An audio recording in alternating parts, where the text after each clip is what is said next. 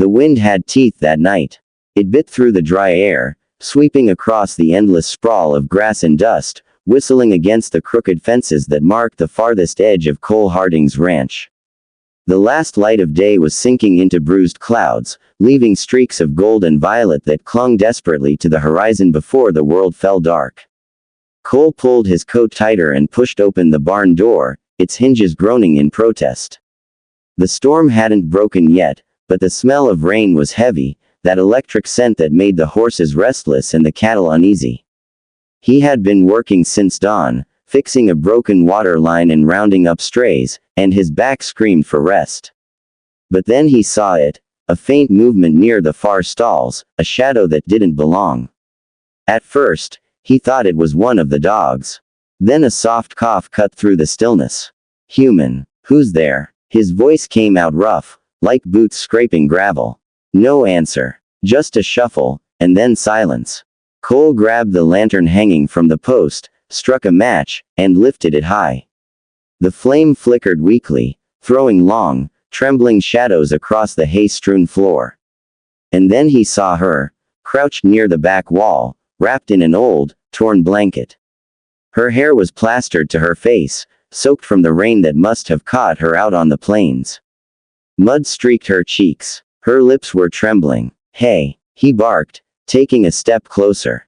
"You lost, miss." The woman flinched as if his words had hit her. Her eyes darted to the door, to the light, to him, all at once. "Please," she whispered, voice barely there. "Don't come closer." Cole froze. Something in her tone. Not defiance, not guilt, but fear. The kind of fear that came from more than being caught trespassing. He lowered the lantern slightly. "You're on private land. Ain't safe out here at night. Coyotes roam these parts. Or worse. I had nowhere else to go," she said, clutching the blanket tighter. Her hands shook, and for a brief moment, the edge of the cloth slipped, revealing the faint shimmer of something metallic beneath. Then she yanked it back, eyes wide with panic. Cole narrowed his gaze. "What's under there?" She shook her head violently. "Please, don't take the cloth off." He took another step, boots crunching against the straw. "Ma'am, if you've got something dangerous, I need to know. I'm begging you." Her voice broke. "Don't." The storm outside gave a low rumble, like the world itself was warning him to stop. But Cole Harding was not a man easily spooked. He had spent 20 years working this land, burying his father on it, surviving droughts and wildfires and men who'd tried to steal from him. He didn't tolerate trespassers, and he sure didn't tolerate secrets. Still, something about her, the tremor in her voice, the way she pressed her back to the wall like a cornered animal, made him pause. "What's your name?" he asked softly. She hesitated. "Emma." "Emma what?" "Just Emma." Cole exhaled slowly. "All right, just Emma. You mind telling me why you're hiding in my barn, soaking wet and scared out of your skin?" She didn't answer right away. Her eyes glistened in the lantern light. "Because it was the only place with a roof. I thought no one would find me before morning." "Well, you were wrong about that," he muttered. "You hungry?" She blinked, surprised by the question. He didn't wait for her answer. He turned, walked to the workbench near the door, and came back with an old canteen and a loaf of bread wrapped in cloth. He held them out cautiously. She didn't move. "It's just food," he said. "Ain't poison." After a long silence, Emma reached out, hands trembling as she took the bread. Her nails were chipped, fingers pale from the cold. She ate slowly, as if unsure she was allowed to. Cole watched her for a moment, then set the lantern on a crate. "You're hurt." She shook her head. "Got family nearby?" "No." "Anybody chasing you?" Her silence was answer enough. Cole rubbed his jaw, studying her. "Look, I don't want trouble. You can stay the night if you need, but come morning, you tell me what this is about." "Deal." Emma nodded faintly, but her eyes darted again to the barn door. She seemed to be listening, not to him, but to something else. A distant echo only she could hear. Then lightning flashed through the open slats of the barn, followed by a sharp crack of thunder that made the horses whinny. She flinched so hard the bread fell from her hands. You all right? Cole asked, stepping closer. That's when he noticed it, the strange way she kept one arm hidden under the blanket. He saw movement again beneath the fabric, small, almost imperceptible. Like something alive. Emma, he said slowly. What are you carrying? She looked up sharply, tears welling in her eyes. Please, she said again, her voice breaking completely. Don't take the cloth off. The desperation in her tone stopped him cold. He wanted to demand answers, to know what kind of secret had wandered into his barn, but he couldn't shake the feeling that whatever she was hiding wasn't meant to hurt him, it was meant to protect something. Outside, the rain finally broke, hammering against the roof in wild rhythm. The smell of wet earth filled the barn. Cole sighed and stepped back, wiping his face with one hand. All right, he said quietly. You win for now. Her shoulders sagged with relief. He leaned against a post, watching her from across the barn as she huddled beneath the blanket. Every now and then, she'd whisper something soft under her breath, words he couldn't make out, and the faintest sound would answer, muffled beneath the fabric. Cole frowned. There it was again, that tiny sound. A soft, trembling breath. For the first time that night, his heart skipped. Whatever she was hiding under that cloth wasn't an object. It was breathing. Cole's pulse thudded in his ears as he stared at the trembling woman. Rain drummed on the roof, the rhythm fast and furious, like the heartbeat of the night itself.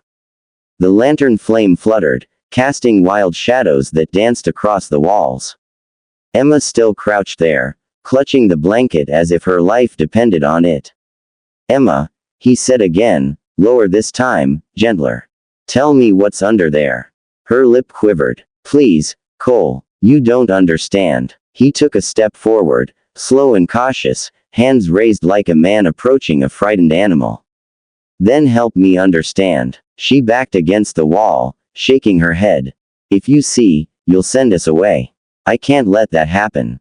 Us. The word hit him like a stone. Who's, us? She swallowed hard, eyes glistening.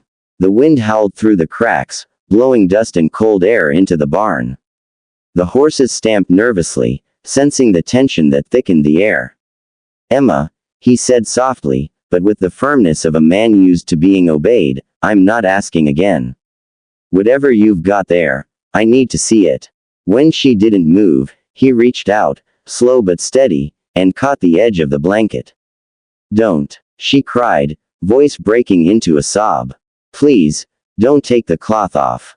But he did. The fabric slipped from her hands like falling leaves. The lantern light fell over what she had hidden, and Cole's entire body froze. His breath stopped, his hands began to tremble. For a moment, there was no sound, no thunder, no rain, just silence thick as grief. There, lying in the hay, was a child. No more than 5, maybe 6 years old. A little boy, pale as paper, hair tangled and wet, his tiny chest rising and falling with shallow breaths. His clothes were torn, his skin bruised in places where the dirt clung stubbornly. Cole knelt slowly, his legs weak. Dear Lord, he whispered. He's alive, Emma said, her voice fierce through tears. But barely. Cole's throat tightened. He reached out, hesitant, touching the boy's forehead. It burned hot with fever. The skin was slick with sweat despite the cold. What happened to him? Emma pressed her hand to her mouth, as if holding back a sob. They came last night. Riders. I don't know who they were. Men from town, maybe from the hills. They were after us. Said I'd taken something that wasn't mine. Cole looked up sharply. Did you? She shook her head. Only him. Her voice broke again. He's not mine. I found him 2 days ago near the river. Alone. Hungry. I couldn't just leave him there. He kept crying for his father. I thought I could get him to safety, but then, they saw me with him. They thought I'd stolen him. Cole's jaw clenched. He had seen his share of cruel things in his years, men who'd turn a blind eye to suffering just to keep their own boots clean. But the way Emma spoke, the way she held that child like something sacred, it stirred something deep inside him. The boy stirred weakly, mumbling something in his sleep. Emma rushed to him, cradling his head in her lap. Shish, baby, you're safe. You're safe now. Cole stood up, running a hand through his wet hair. You should have gone to the sheriff. I tried, she said, looking up sharply. They wouldn't listen. Said a drifter like me had no right to speak. He cursed under his breath, pacing a few steps. This town's full of fools, that's for sure. The rain outside turned to a downpour, hammering the roof like 1,000 nails. The lantern flickered again, threatening to die. Cole turned back to her. We need to get him warm. He won't make it through the night like this. I can't go back out there, Emma said, clutching the child tighter. They'll find us. You won't have to, he replied. There's a room above the barn. Used to keep tools there in winter. It's dry and close to the stove chimney, warm enough for him. Emma blinked, disbelief flickering across her face. You'd let us stay. He hesitated, just for a moment. This wasn't like him. He didn't take strangers in. Not since the fire 5 years ago, when he lost everything he trusted. But as he looked at that frail child and the woman shaking beside him, he felt something shift. Yeah, he said finally. For tonight. She nodded, tears spilling down her cheeks. He scooped the boy carefully into his arms. The child's weight was nothing, his body limp as if carved from smoke.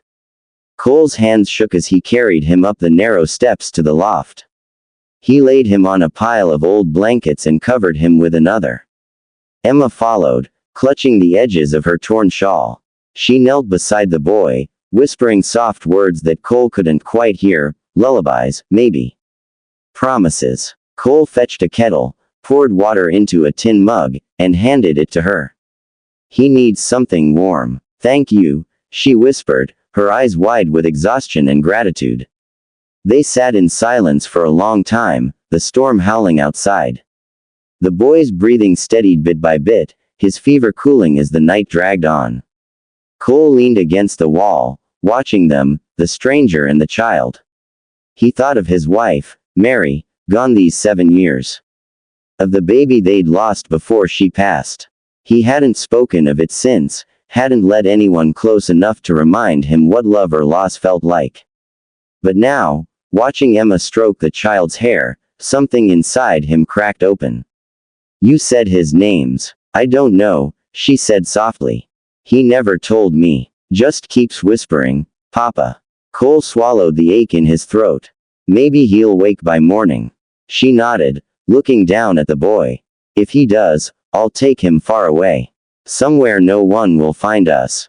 Cole stared out the small window, rain streaking the glass like tears. You won't get far on foot. Not with men after you. Then what do you suggest?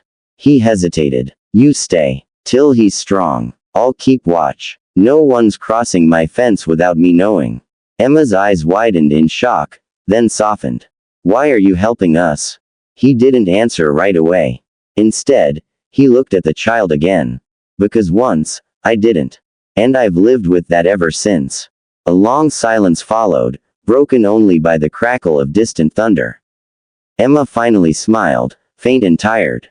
Thank you, Cole. He nodded, tipping his hat low.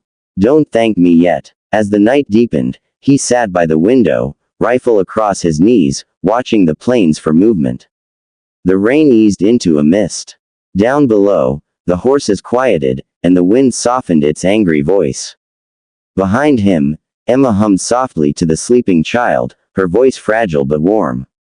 Cole closed his eyes for a moment. For the first time in years, the ranch didn't feel empty. And when the first light of dawn spilled across the fields, he realized something he hadn't felt in a long time, hope.